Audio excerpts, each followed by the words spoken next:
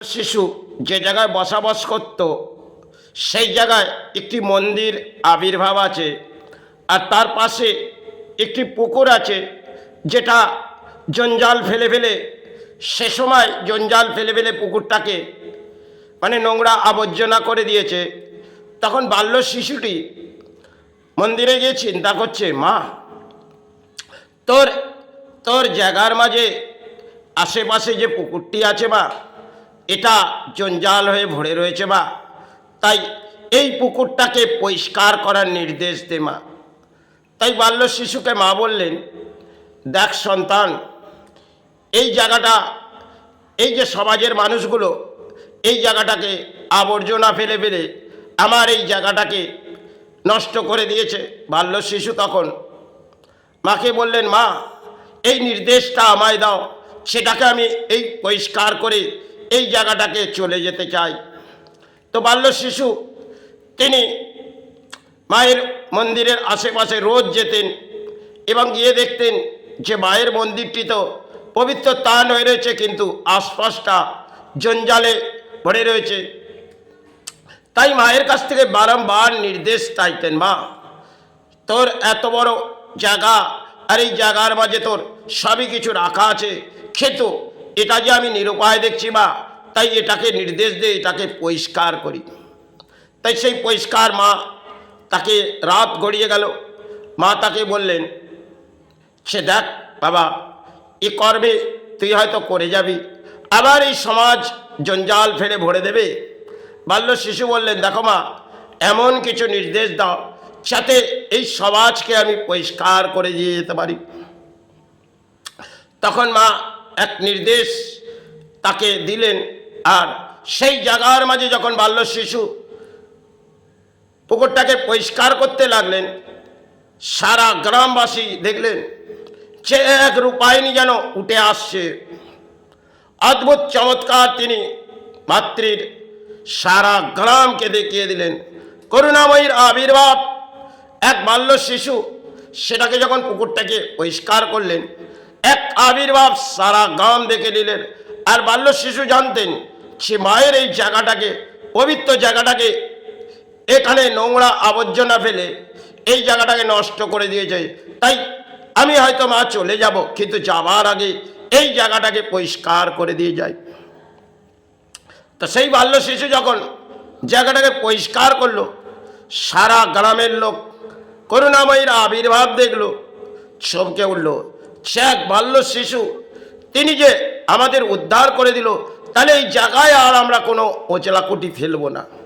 সেটা সবাই ক্ষেত্রে বাল্য শিশু যেটা করুণাময়ীর আবির্ভাবে দেখিয়েছিল, সেটা সবাই অঙ্কের খেলা ছিল।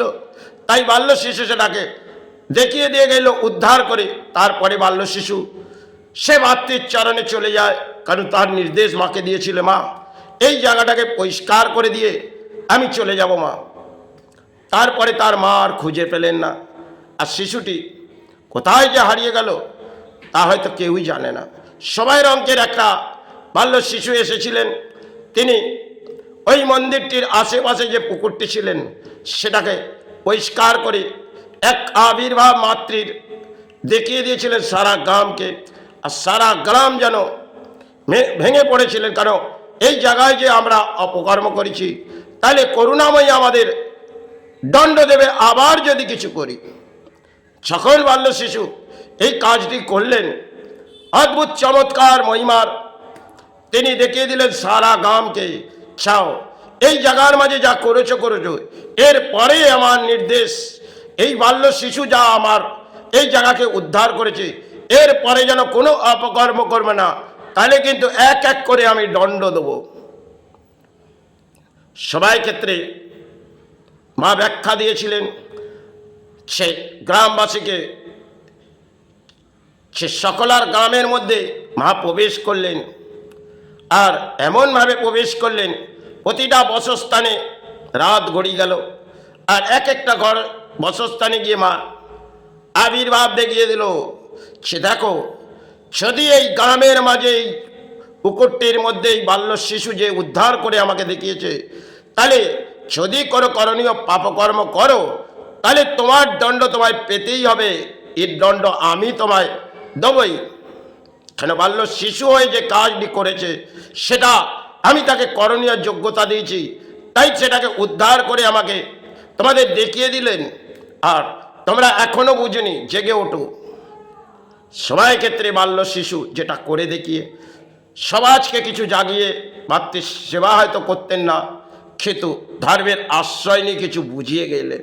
সবাই অঙ্কের এক বাল্য শিশুর খেলা ছিল, তিনি ধর্মের আশ্রয় হয়তো যেটুকুন সময় ছিলেন আশ্রয় দিয়ে মাতৃ করে হয়তো চিৎকার করে গেলেন, আর আশপাশটা পুরো পরিষ্কার করে গেলেন। যখন এই ভূমিতে জঞ্জালের ভরাডুবি হয়ে যায় তখন দেখবেন পাপের অপকর্ম হয়তো এসে যায়। তাহলে এই পাপের অপকর্ম, তাহলে দণ্ড তাকে করুণাময়ী দেয়। কেন বাল্য শিশু যেটা করে দেখিয়েছিলেন তখন মাতৃ আবির্ভাব করে সারা গ্রামকে কিছু বুঝিয়ে দিয়েছে। এটা অদ্ভুত চমৎকার একটা সময় মাতৃ দেখিয়েছিলেন, আশপাশের সারা গ্রাম চমকে উঠেছিল। সে অপূর্ব মহিমাময়ী জেগে উঠেছে। তাহলে এই জায়গায় আর কোনো যদি অপকর্ম করি তাহলে দণ্ড আমায় পেতেই হবে।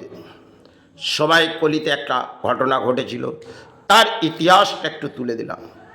যদি কিছু ভুল হয় মা ক্ষমা করিস, ক্ষমা করো গুরুদেব। হয়তো যেটুকুন ব্যাখ্যা দিলাম মা জীবন অন্তরে, এটা যদি কোনো ভুল হয় ক্ষমা করিস।